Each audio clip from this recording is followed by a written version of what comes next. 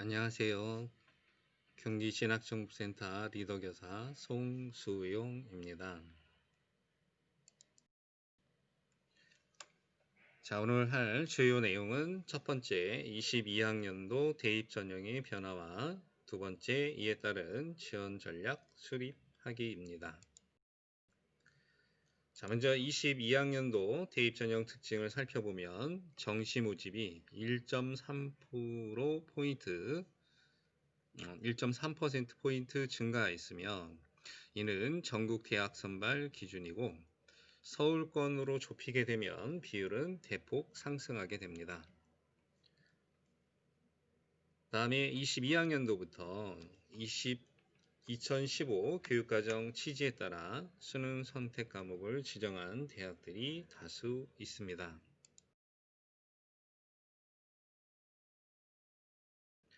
22학년도부터 적성고사 및 추천서가 폐지가 되고 또한 교과 성적 위주의 지역균형 전형이 신설이 되겠습니다. 정시에서는 수능 위주 전형이 확대되겠습니다. 자, 21학년도와 22학년도 수능 과목 구조 비교표인데요. 자, 여기서는 21학년도와 달라진 점은 국어와 수학에 선택 과목이 있다라고 하는 내용이 되겠습니다. 이에 따라 22학년도와 21학년도의 수능 성적표를 비교를 하게 되면 자, 국어와 수학 영역에 선택 과목이 있어서 21학년도 수능 성적표가 이렇게 되어 있다라고 하면 22학년도는 이렇게 변화가 되겠습니다.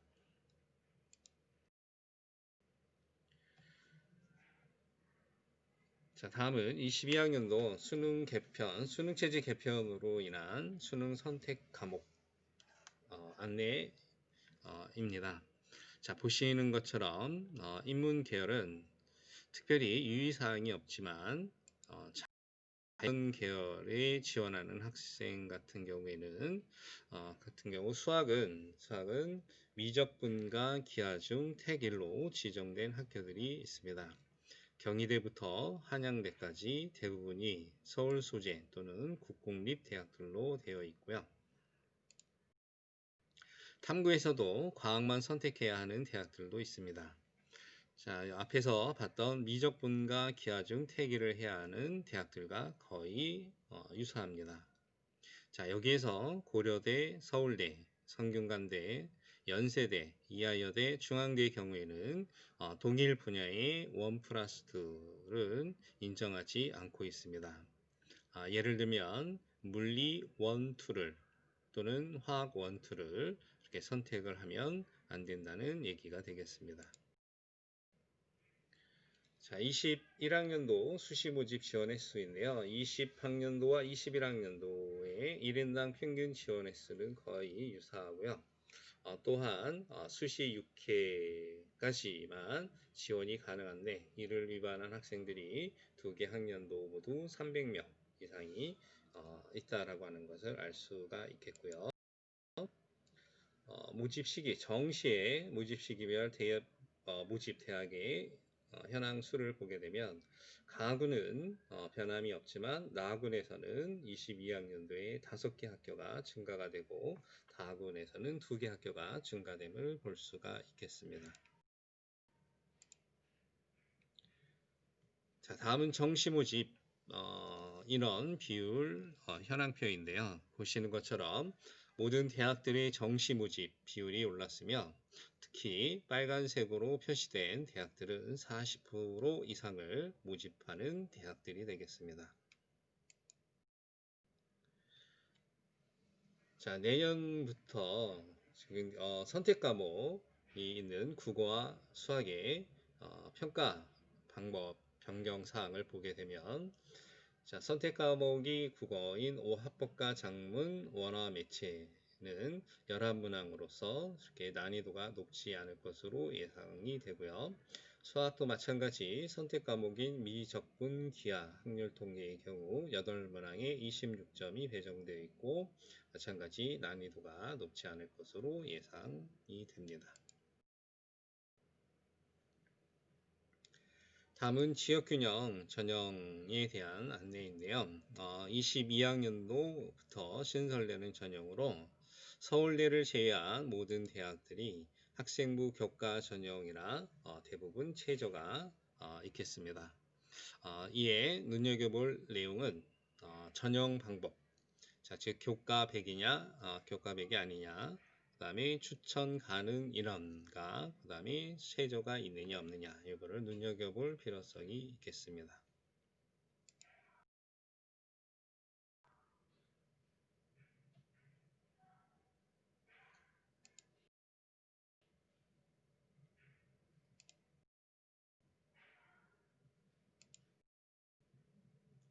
자, 다음은 교과 전형에서의 진로 선택 과목 반영 방법에 대한 내용인데요. 진로 선택 과목을 미반영하는 대학은 한국외대, 서울시립대, 동국대, 단국대, 경기대, 인하대, 아주대 등등이 있습니다. 자, 또한 반영하는 대학들의 경우 방법이 다양하므로 추후에 모집 요강을 반드시 꼭 읽어보시기 바랍니다. 자, 이어서 지원 전략 수립하기에 대해서 한번 알아보도록 하겠습니다. 자, 먼저 수시 전형이 되겠습니다. 자, 수시 전형 요소에는 학생부 교과, 그 다음에 비교과, 면접, 논술, 수능 등이 있겠고요. 자, 학생부 교과 같은 경우에는 수치로 계량화가 가능하고요. 그 다음에 또한 고1부터 꾸준한 관리가 필요한 부분이 되겠습니다. 비교과 영역, 즉 서류 전형에 해당되는 내용이 되겠는데요. 교과를 제외한 학생부 전 요소를 평가를 하게 되고 또한 자신만의 포트폴리오를 작성할 필요성이 있겠습니다. 그 다음에 수능 영역은 수시 최저 학력 기준으로 활용이 되고 그 다음에 영어는 절대평가으로 난이도의 변수가 되겠습니다. 자, 면접은 주로 학생부 종합전형에서 활용이 되겠고요. 서류 면접과 재심은 면접이 있습니다. 그 다음에 논술 같은 경우에는 주로 상위권 또는 재수생들이 준비를 많이 하고 있는 내용이 되겠고요. 인문은 철학, 인문 시사를 주제로 또 자연은 수학과 과학을 주제로 출제가 되고 있습니다.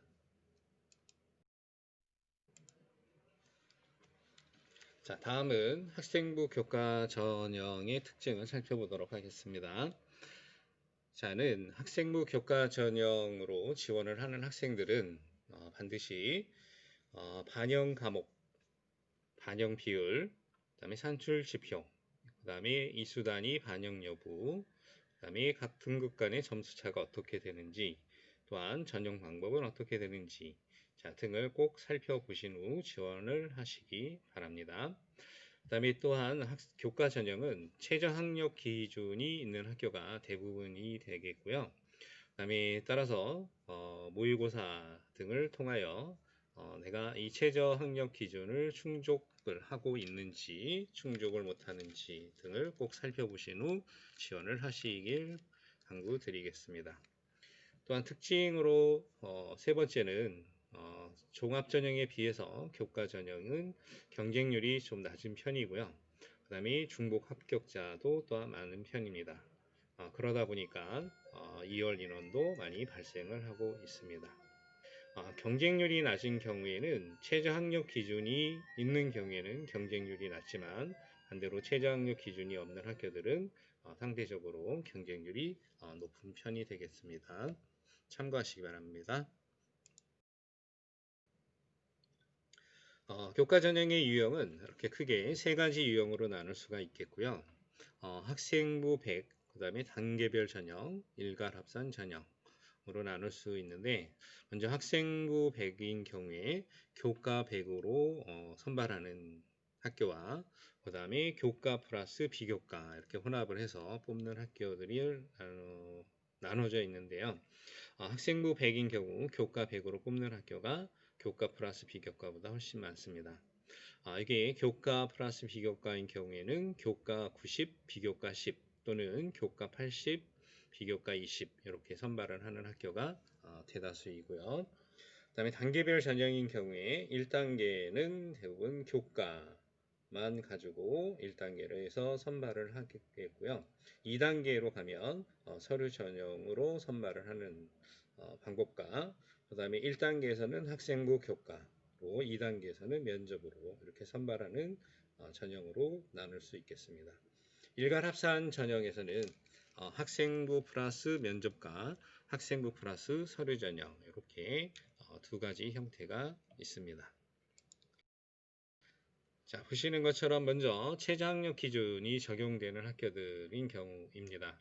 자, 여기서 먼저 교과 100으로 선발하는 대학교들을 살펴보면 대부분 대학교가 서울 소재 대학교 또는 지방 국공립대학교들인 것을 알 수가 있겠고요.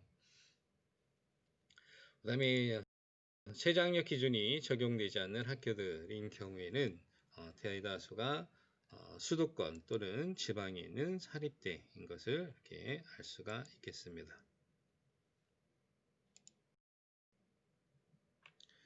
자, 다음은 진로 선택 과목 반영 방법이 되겠습니다. 자, 여기 같은 경우에는 반영 과목 수, 그러니까 진로 선택 과목의 반영 비율 또는 반영 과목 수, 그 다음에 성취도 한산 등급이 어떻게 되는지 자, 이런 것들을 눈여겨보시길 바라겠습니다. 자, 본인이 희망하는 대학교들이 있는지 한번 살펴보시고요. 본인이 희망하는 대학교가 있다고 하면 눈여겨 메모도 한번 부탁을 드리겠습니다.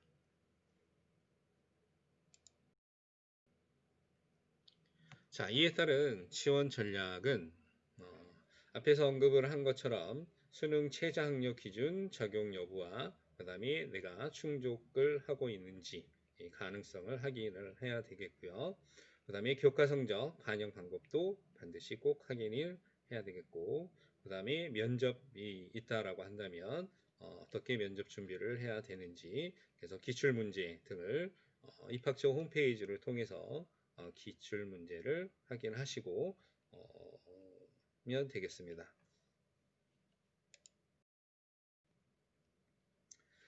그래서 내가 이 교과 전형을 지원을 하기 전에 먼저 체크를 해봐야 될 내용들은, 자, 일단은 지역균형 전형이 신설되어 있다라고 하는 것, 따라서 기존의 교과 전형 또는 추천자 전형을 지역균형 전형으로 바꿔서 뽑는 대학교들이 있고요. 그 다음에 또 교과 전형이 선발이 없던 학교가 지역균형 전형 교과 전형으로 새롭게 모집을 하는 이런 대학교도 있으니까 꼭 확인을 하시기 바랍니다. 자, 그 다음 두 번째는 진로 선택 과목 반영 및 반영 여부 또는 반영 방법까지, 그래서 국영수사가 또는 국영수사, 국영수가 이수 단위를 포함시켜서 나의 내신 점수가 어떻게 되는지 이런 것들을 꼭 확인을 하시길 바라겠고요. 그 다음에 수능 최저학력 기준이 있는 경우에는 이런 앞에서 언급한 것처럼 경쟁률이 좀 많이 낮은 편이고요. 그 다음에 또 2월 인원수도 상당히 많기 때문에 이 최저학력 기준이 있는 대학교 같은 경우 때는 최저학력 기준을 만족을 충족을 하지 못해서 대부분 대다수의 학생들이 탈락을 하는 경우가 많기 때문에 이 최저학력 기준이 내가 충족을 한다라고 한다면 한번 이 최저학력 기준 있는 대학교를 지원을 하는 것도 하나의 방법이 되겠습니다. 그 다음에 반대로 최저학력 기준이 없는 대학 같은 경우는 커트라인이 상당히 높은 편입니다. 그래서 여기는 지방 소재 학생들이 상당히 지원을 많이 하는 경향이 있고요. 그 다음에 또 수시 같은 경우는 3학년 1학기까지만 성적이 반영이 되기 때문에 여러분들이 이제 실제로는 3학년 한 학기만 남아 있지만 내년에 3학년 진급을 한 후에 또 3학년 1학기까지 내신 성적을 철저히 관리를 해야 되겠습니다. 자, 그 다음에 앞에서 말씀드린 것처럼 비교과 또는 면접으로 선발하는 이러한 교과 전형이 있기 때문에 이 같은 경우에도 본인이 비교과 활동이나 면접이 강점을 갖고 있다라고 한다면 여기도 한번 지원을 하는 것도 하나의 방법이 되겠습니다. 자, 학생부 종합전형의 특징은 학생 교과 성적뿐만이 아니라 인성, 전공 적합성, 학업 역량, 발전 가능성 등을 종합적으로 평가를 해서 합격 여부를 결정을 하겠고요. 그 다음에 두 번째로는 대학 인재상이나 그 다음에 학과별 인재상 등을 고려를 하는 학교들이 다수입니다. 그 다음 주요 사항은 서류 평가에서는 학생부와 자기소개서를 기반으로 해서 서류 평가를 하고 있고요. 그 다음에 자기소개서 같은 경우에는 온라인 접수를 통해서 또 유사도 검색, 표절 여부 등을 확인을 하고 있습니다. 면접에서는 서류 진위 여부 확인 면접이 대다수가 되겠고요. 그 다음에 사범대나 그 다음에 교육대 같은 경우에 인성 면접을 또 일부 대학교는 심층 면접을 실시를 하고 있습니다. 그 다음에 종합전형이라고 해서 이런 교과 성적, 그러니까 비교과 활동을만 열심히 하는 학생들이 있는데 비교과뿐만이 아니라 교과 성적도 함께 평가를 하는 학교들이 있으니 내신 성적도 소홀히 하면은 안 되겠고요. 그 다음에 또한 일부 대학교에서는 즉 상위권 대학들은 교과 종합 전형이긴 하지만 수능 최저 학력 기준이 있는 대학교도 있다라고 하는 거 유념하시기 바랍니다. 2022학년도 종합전형의 주요 변화되는 내용은 학생부 기재 항목이 축소가 됐다. 그러니까 지금 현재 3학년 학생들에 비해서 항목이 10개에서 8개로 축소가 되어 있는 상황이고요. 그 다음에 또 자기소개서의 문항과 글자 수도 축소가 되어 있고, 그 다음에 학생부 기재 금지사항이 검증이 상당히 좀 강화가 되어 있는 편이고요. 그 다음에 면접에서뿐만이 아니라 서류에서까지 블라인드 평가를 실시를 할 예정이고요. 그 다음에 세부 평가 기준 공개 의무화가 되어 있고, 제가 앞에서 언급한 것처럼 추천제가 폐지가 되겠습니다. 자, 앞에서 언급했듯이 면접 평가뿐만 아니라 서류 평가에서도 블라인드 평가가 의무화가 됐습니다. 자, 하지만 교과목 또는 표준 편차 이 차이에 따른 학교 유형을 분류를 할 수 있다라고 하는 점입니다.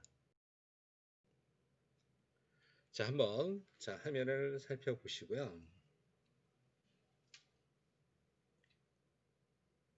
자, 여러분들은 이 자료를 통해서 무엇을 이해를 하셨나요?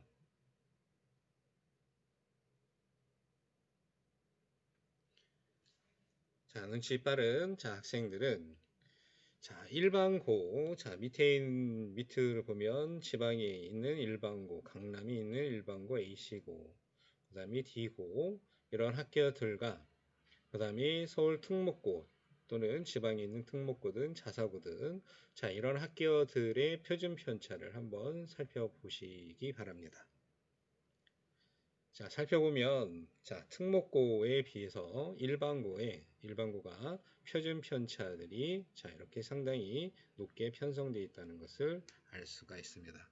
따라서 이러한 표준 편차나 그 다음에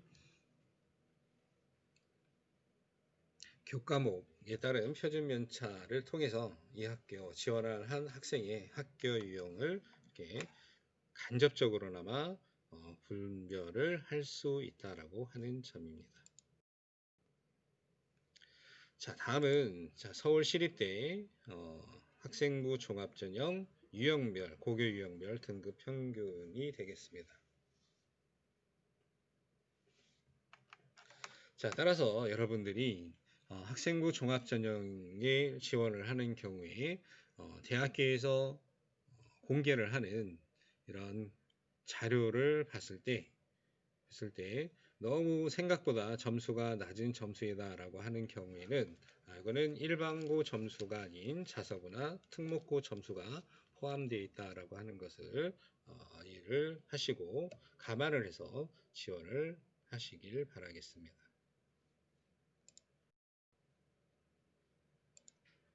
자, 다음은 학생부 온라인 제공 범위가 되겠는데요. 자, 이거는 그냥 한단히 넘어가고요.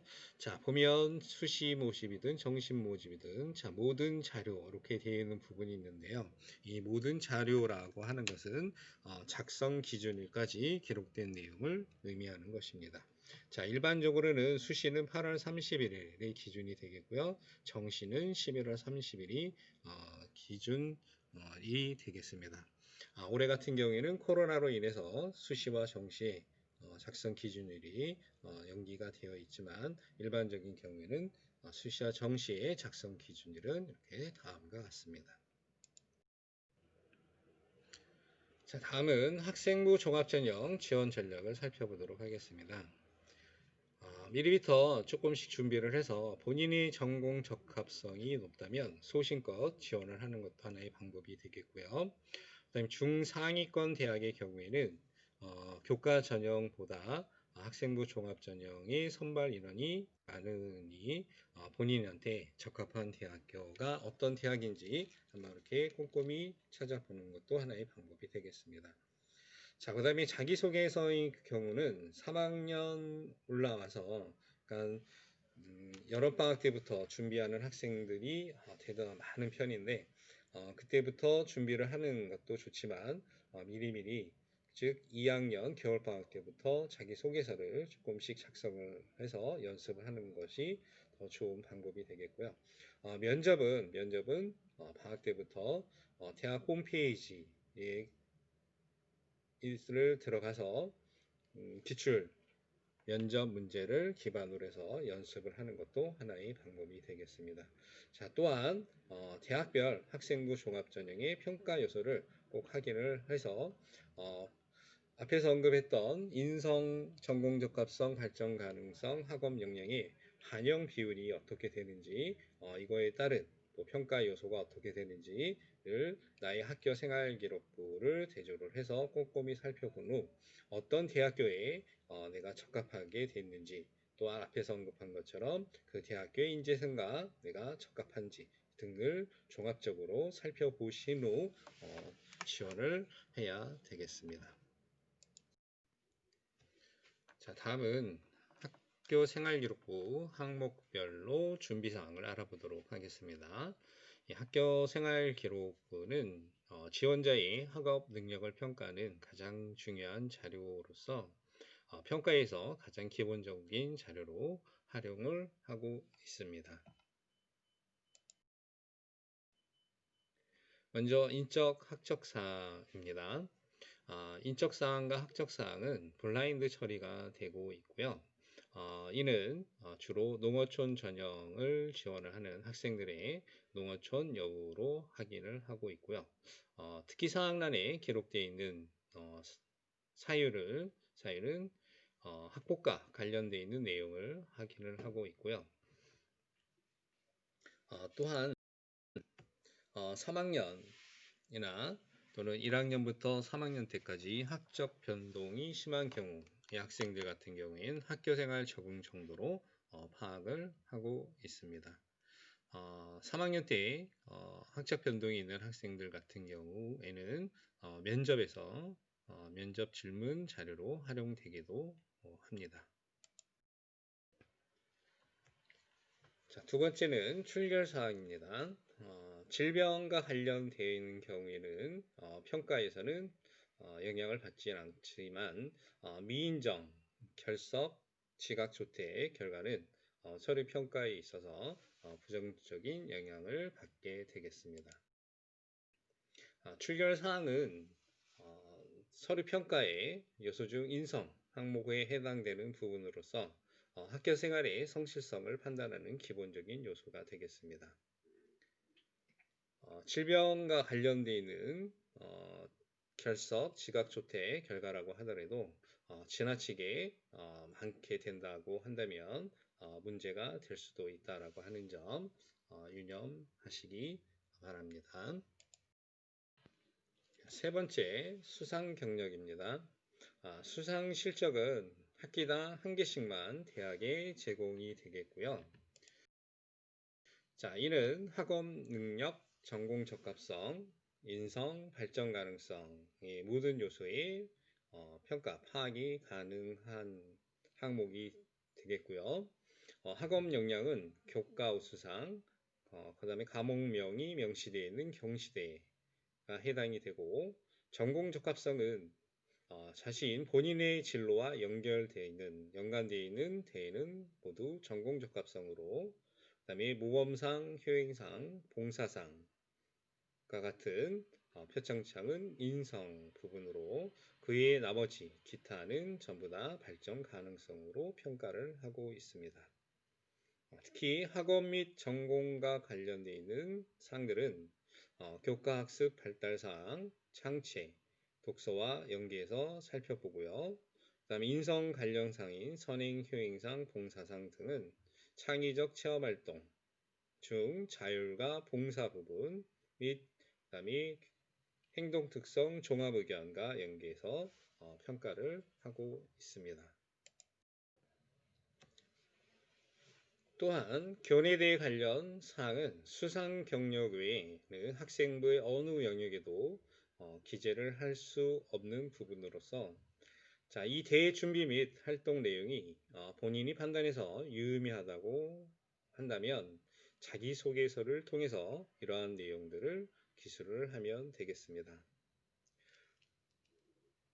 또한 면접을 통해서 학교에 대한 대회 횟수, 그 다음에 시상 인원과 대회 방식, 참가 대상, 대회 내용을 이것을 면접을 통해서 수상의 질을 파악을 하고 있다라고 하는 점.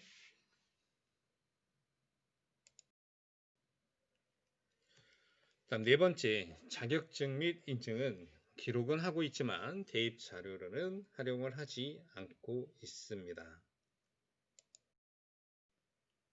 자, 다섯 번째, 창의적 체험활동 부분이 되겠습니다. 19년부터 글자 수가 3,000자에서 1,700자로 줄어들었고요.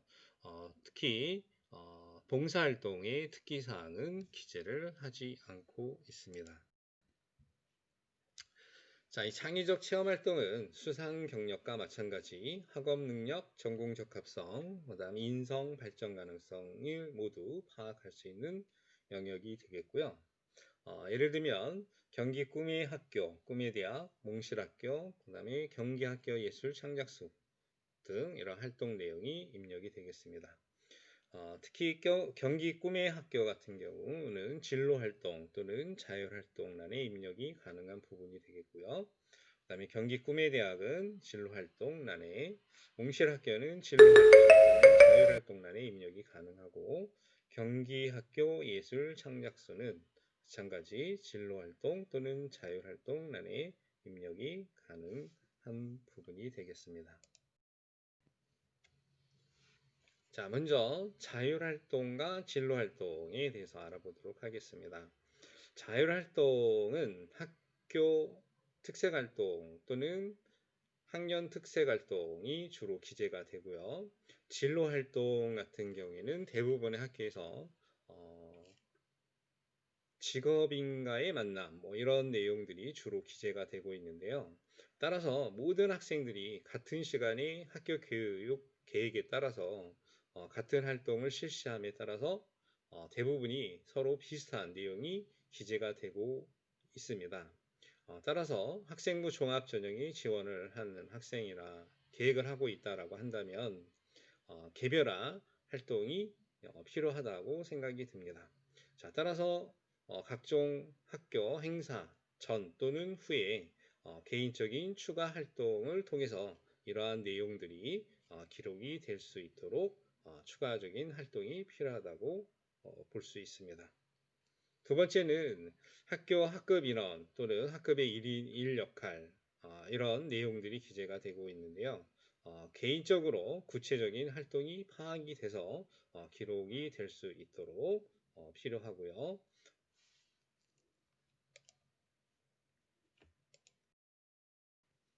자, 다음은 동아리 활동입니다. 동아리 활동은 전공 적합성 요소로 평가가 되고는 있지만 이보다는 계열 적합성 쪽으로 접근을 하여 평가를 하고 있고요. 따라서 인기 있는 동아리보다는 그 학생이 동아리 안에서 주도적으로 어떤 활동을 했는지가 더 중요하다고 볼 수 있겠습니다. 이에 내가 활동하고 있는 동아리가 진로와 관련이 없다고 하더라도 학업 관련 활동에 힘쓴다고 하면 학업 역량으로 파악을 할 수 있고 갈등 관리, 배려, 협력의 활동을 했다면 공동체 인성인 인성 항목 쪽으로 좋은 평가를 받을 수 있다라고 하는 점입니다. 이 부분에 대해서 자율활동에서 가장 많이 질문을 하는 내용들만 좀 정리를 해봤는데요. 임원 활동 경력이 평가에 중요하게 반영이 되고 있나요? 라고 하는 질문을 가장 많이 하고 있는데요. 임원 활동 경험만을 긍정적으로 평가를 하고 있지는 않습니다. 작은 역할을 하더라도 학교 구성원으로서 그 역할에 충실하게 수행을 했는지, 그 다음에 그 역할의 내용과 과정까지 해서 또 이 학생이 주도적으로 책임의식을 가지고 활동을 했는지 이렇게 파악을 하고 있습니다. 따라서 학교 행사에 적극적으로 참여를 해야 되겠고요. 그 다음에 행사 참여 전후로 앞에서 언급한 것처럼 추가적인 이런 활동들을 해서 이런 것들이 학교 생활기록부에 기록이 될 수 있도록 해야 되겠고요. 그 다음에 1인 1역할 등 학급, 학교에서 자신이 맡은 역할을 자기 주도적으로 꾸준히 활동을 하면 좋은 평가를 받을 수 있겠습니다. 자, 실제 학교 생활기록부에 기록되는 개인적으로 사전 사후 활동을 한 내용이 되겠습니다. 자, 한번 쭉 읽어볼게요. 지역 내 명승지를 답사하는 단체 활동을 마친 후 본인이 보고 느낀 것을 직접 영어로 정리한 영어 안내서를 작성을 하였다. 영어 선생님과 지속적인 수정을 거쳐 외국인에게 도움이 되는 영어 안내서를 완성하여 시청이 활용할 것을 제안을 하였으며 참신한 아이디어와 내용 등을 인정받아 이후 일부 내용이 공식적인 안내지에 실리기도 하였습니다. 자, 이런 내용들입니다. 그러니까 앞에 검은 글씨 내용들은 이런 게 뭐 일반적으로 모든 학생들이 공동으로 비슷한 내용을 활동을 한 내용이라고 한다면 이 빨간 글씨는 이 학생이 개인별로 활동한 내용이 되겠습니다. 자, 이와 같이 개인별로 사전 사후 활동을 한다면 더 좋은 학교 생활 기록부 내용이 되지 않을까 생각이 듭니다. 자, 다음은 학급 특색 활동입니다. 학급 특색 활동인 경제팀, 심리팀, 언론팀 등 다문화 가구 연구 협력 프로젝트인 시합 프로젝트에 참가하여 팀별 연구 활동을 진행함.